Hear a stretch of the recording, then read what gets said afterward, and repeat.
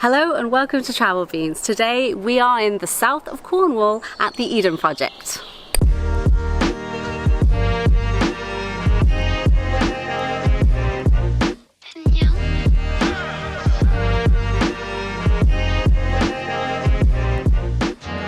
Good morning, my beautiful beans, and welcome to a very exciting and special episode because it's our last one here in the UK before we leave. Today we are at the Eden Project, which is something that I have been looking forward to coming to since I was a kid when it first opened. I've heard of it, but it's always been too far away for me to come. But now that we're grown-ups, we can come here of our own accord, which is great. Last night we stayed at the YHA, which is in the Eden Project. It's an amazing location, and we got to stay in a little weird pod thing. It was very cool. So basically, it's all kind of eco-friendly here. They've converted old shipping containers into these little sleeping pods, and it's really cool the way it's all self-contained. We had like a double bed on the bottom and then you have a single on the top, so it's great if you've got a kid with you or if you just like to sleep in separate beds. The Eden Project is in Cornwall, and I would be killed by my English subscribers if I didn't recommend the food that is very famous here, that is eaten all over England, and that is the Cornish Pasty.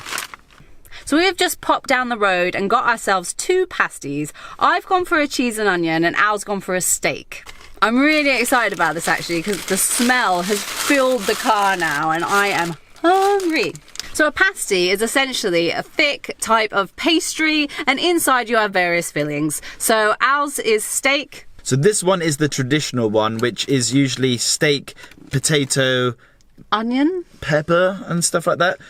I am actually not the biggest fan because I don't like this really thick pastry here, but the filling inside is really good. So inside it's piping hot. We've got some quite thick pieces of steak in here, and these thin little, I only ever see this in pasties. It's just like little squares of potato. Little slices of potato.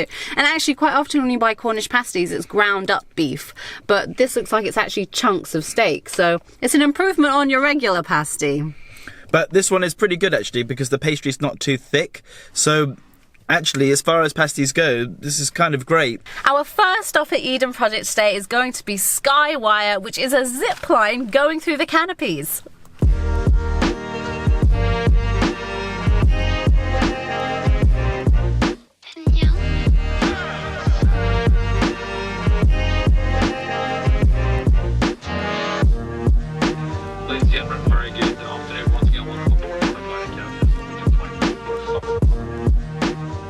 Behind me are the iconic biomes of the Eden Project, and we have just done the SkyWire over the top of the biomes, so you get to have a 360 view as you fly around, literally flying with your arms out. It's a really awesome experience.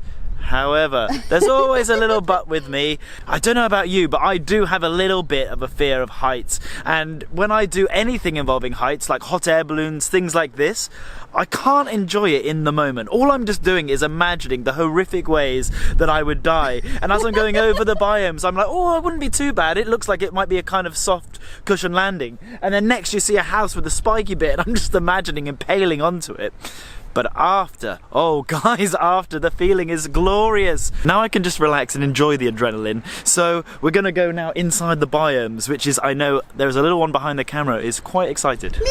Me.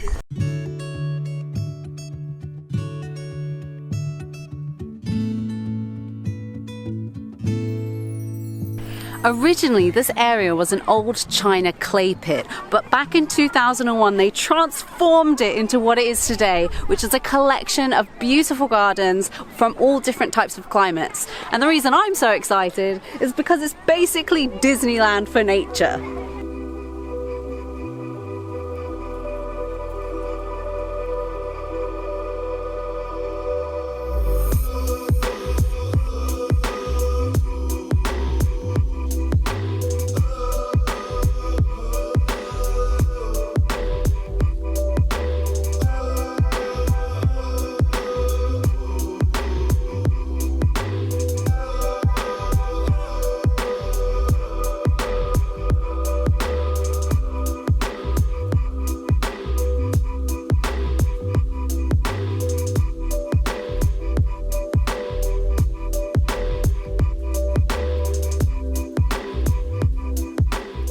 Well, don't I look stupid? Chatting away, not realising that the microphone isn't plugged in properly. Here are my main points. Firstly, I probably talked about how lovely it all was, and that there are two biomes, a rainforest biome and a Mediterranean biome. Here I'm in the rainforest biome, which is the largest rainforest in captivity. It's extremely humid, replicating the rainforest climate, reaching up to 38 degrees at the top of the biome. And also that due to insects causing havoc to the plants, they had to add some natural predators to the biome, such as frogs and birds. Usually when we eat food outside, the birds that are harassing us the most are the seagulls. But now we've got a little robin. Usually when you see robins outside, they're super skittish and they fly away in a second. But the ones here are obviously feeling very safe in their little space, and they're very bold. So this guy keeps trying to steal my scone. Which leads me on to the fact that I have a scone. We've just finished in the rainforest dome and we thought we'd have a little break before going on to the next biome. I actually can't believe we've been in England for this long and not shown you this properly. Cream tea is such a traditional and common thing to have in the UK, and it's one of my favourite afternoon treats for sure. And when I'm away, this is one of the things I do miss the most about England, a proper scone and cream tea. So a cream tea essentially is a cup of tea or a pot of tea, clotted cream, strawberry jam and a scone. That is cream tea. When you see the cream tea with all the different layers, that's afternoon tea, where you get sandwiches and cakes and all that kind of stuff. But a cream tea is essentially just this. There is a very common argument in the UK as to what is the correct way to have your cream tea. There are two methods. There's the Devonshire method and there is the Cornish method. I am going to demonstrate both for you so you can see the difference. It is quite a big difference between the two. Let me show you. So this causes many arguments. It does cause so many arguments. First I'll show you the Devonshire way, and this is how I usually do it if I'm honest. Firstly, you cut the scone in half. Secondly, you take one of the halves and you spread clotted cream, which is this really thick, incredibly unhealthy and delicious cream. You spread that all over and then you top it with traditionally strawberry jam. Now, this is the big difference between Cornish cream tea and Devonshire cream tea. The difference is, on the Cornish side, you take the jam and you put it on first, before the cream. I know, can you believe it? It is mad down here. I've never tried it this way, but I am quite excited. Go away, Mr. Robin. And there you have it. That is the difference between a Devonshire cream tea and a Cornish one.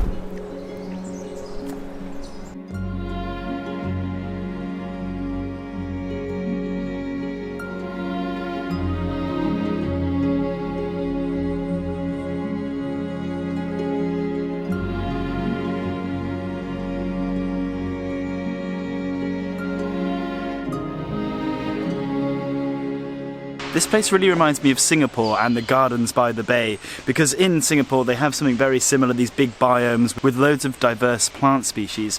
But that's not the only reason it reminds me of Asia. The other reason it reminds me of Asia is because I'm sweating my tits off in here. Like, it is really hard work.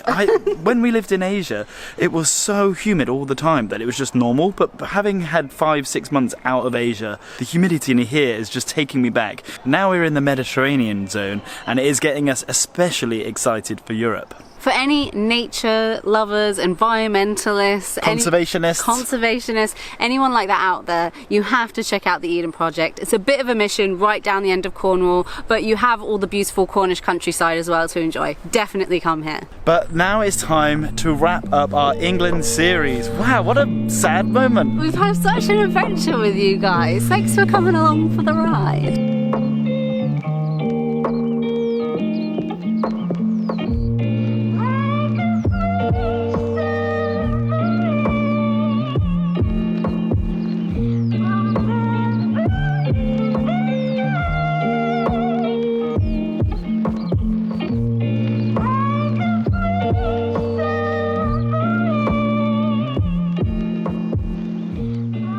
Unfortunately, our time in England has come to an end. We still have a little bit longer here in the UK, but you won't see that because we will be working to save up that final bit of money before we leave to Turkey.